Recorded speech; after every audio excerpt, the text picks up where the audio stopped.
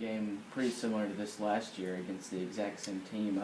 Did you use anything from that game in this one? I know and last year you got down in the extra inning and came back and won. Did you use anything from last year's game for this? No. It's funny you say that because there was a situation in the game today when I looked over at my assistant coach and said, that's the same kind of thing that happened last year that allowed us to win the game. But no, we didn't use anything from last year. We just, things went our way in the bottom of the 10th inning.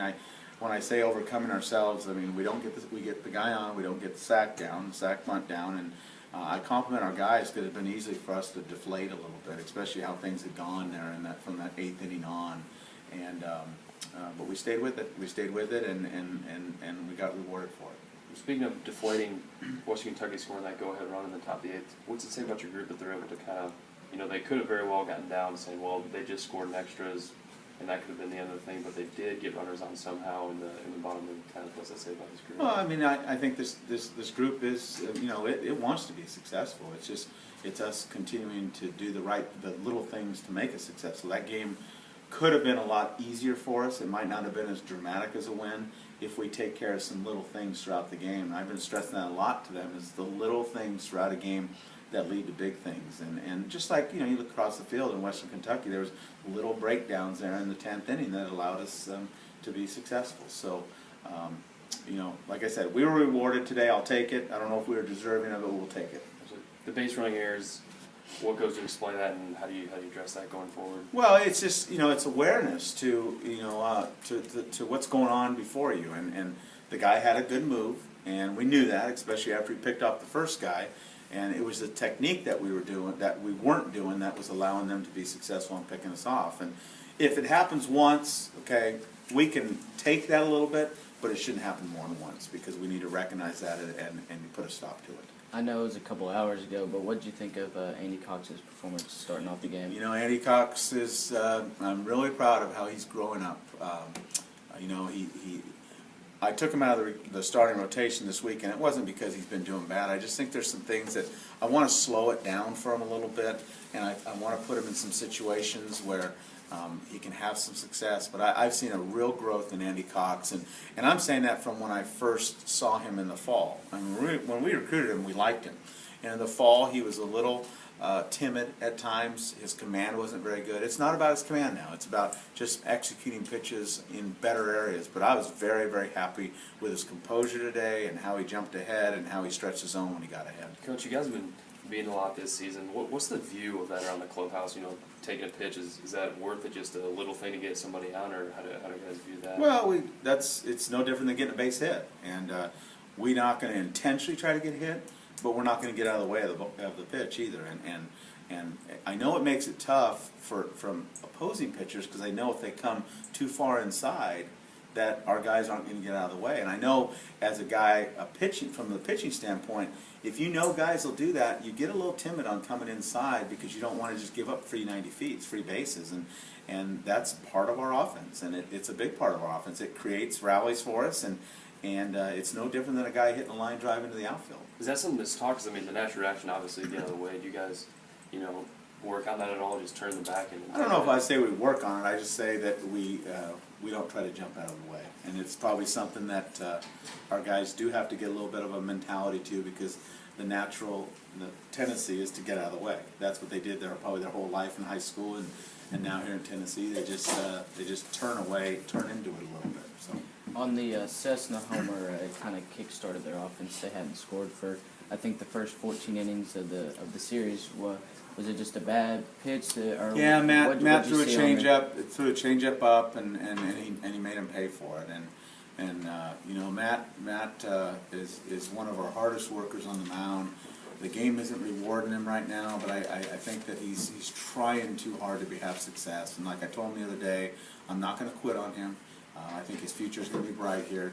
He's just he's a little bit behind the learning curve right now, and he needs to continue just to keep working and having fun competing out there. He's trying too hard right now, and I think sometimes that could work against you. But it was a changeup up that he made him pay for. Coach, what do you think about Eric Martin's work today and yesterday? Very, very happy for Eric Martin. Eric Martin has always, since he's come into the program, is one of my favorite guys. And he kept it pretty simple today. I mean, he started off slow with breaking balls and changeups, and then finished them off with hard stuff. And that's doing what Eric Martin does. And when he does that, he can be effective in spot areas. And the last 2 days, he's been, in my opinion, his 4 innings, if that's what it was over the last two days, were huge innings in this 2-game series. What's allowed him to kind of progress from a guy who only threw 12 or 13 innings all season last year to continue to? Well, another guy who has a tremendous work ethic. He's probably one of the favorite teammates on this team. He works extremely hard. He's a great teammate. He does anything for anybody at any time, and I think he's just getting rewarded for his hard work, and he's matured a little bit. I think he lacked a little bit of confidence last year, and as much as I tried to tell him that he can help this program, I think he had to start doing it on his own to realize that he can have success. In the first with Maddox, who was on second, I think it was a hit and run that ended up resulting in a steal of third, and then you had the steal home. Was that aggressiveness kind of built off of yesterday's 3-run first? Or? Well, I think that's all based off of Coach Bergeron's tenacity as on the base pass of what he likes to do with our guys, and he saw something that we could take advantage of, and those are exciting plays in baseball. It's like the squeeze.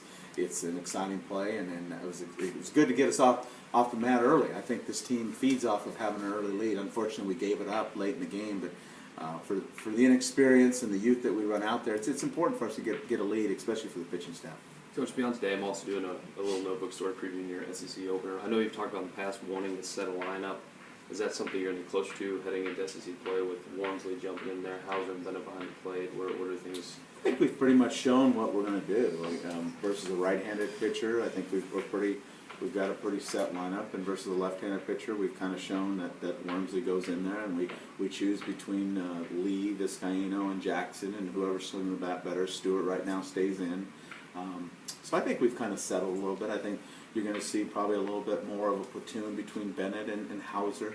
Will that be 50-50, you think? Well, I don't know about 50-50. I don't want to commit to anything right now. Sure. We're going to go with who's throwing the most guys out and doing the best job of handling our pitching staff, and who's swinging the bat in situations. I think they both bring positives to the lineup in different ways and to the defense different ways. But I think we've kind of settled in on a little bit of a rotation of the lineup, and we'll continue to do that. And I don't think any guys are sitting on the bench guessing what their role is. I think guys are starting to realize where their role is on this team. Sure, Maddox hitting out of 2 slots, that's something that will continue this weekend. Do you like him down there instead of leading off? Yeah, we kind of do. We do. I'll tell you, a guy that I think is really pushing for a position is Jeff Moberg. The guy gives a lot of quality at bats, and he's pushing guys for a spot somewhere in that lineup. And you may see Jeff moved around a little bit. We might put him out in the outfield some to see what he can do in left-handed pitching situations. Jeff's our future second baseman. He's going to play infield for us down the line, but the way he's going and the way he can handle the bat, I'd like to see more of him in the lineup for us to find a way to get him in there. Absolutely. Is AJ solidified at short, or he's been bouncing around the lineup a little bit? Where do you see him fitting in? Well, AJ's our shortstop. There's no doubt about it. AJ's our shortstop, and he's a shortstop in the present. He's a shortstop of our future, and we are just trying to get him in a comfortable position where he can allow his defense to take over, and when he gets a chance to contribute offensively and execute, then we're going to hopefully he can do what we're asking him to do. Absolutely. From a rotation standpoint, outside Godley, are you any close to at least having a group of guys who you think will be starters? Well, I think right now what I'm going to settle on this weekend is it'll be Godley Friday and Aaron Quinn on Saturday, and then we'll see how the dust settles. We have a lot of choices after that. We'll see what we have to do. We'll go out to win Friday night. We'll go out to win Saturday night. We'll see how the dust settles, and I'll make a decision on who's going to pitch Sunday. Because right now, I don't think anyone's solidified that third spot. So let's just go to win game by game, knowing the first 2 starters, and then we have many choices after that, depending on who's been used and who hasn't been used. From a relief standpoint, you big on Owenby, or who do you think will be coming out of the pen? Well, as you've seen the last 2 days, I really like Drake coming out of the bullpen. I think his future is as a starter in this program, but I really like what I see in short stints with him, and I think you could see that. But then if we don't use him on a Friday, Saturday out of the bullpen, he could be a guy that could start Sunday. I think Betancourt has shown he could start now. Cox, obviously. If we don't use Nick Williams on a Friday, Saturday out of the bullpen, he could be a guy to start Sunday. So I think there's a lot of options I have, and I think, like I said, I'm just going to play one game at a time as we go through the weekends until someone finally settles into that spot. Eventually, we're going to need someone to, but right now, I don't think we have to make that kind of decision. Absolutely. Last question for you, Coach. I appreciate the extra time. Coming off two completely kind of different series, two completely different teams, big run production, a little bit different, kind of doing the little things right in the midweek series. What do you think the keys are going into conference play? It's for us to continue to throw a lot of strikes. We need to continue to score our runs when we get them in scoring position and execute. And we need to continue to play good defense like we have. And we get to go on the road this weekend and play in Alabama, which that looked like their record's very similar to ours. They started out better than us. Now they've been on a little bit of a slow streak. It's going to be about us and how we play baseball. I mean, it doesn't matter what the opponent does. We've got to take care of what we can take care of, and we'll see what the scoreboard says at the end. Anxious to get out of this weather. Absolutely. Thanks, Coach. Thanks, Coach.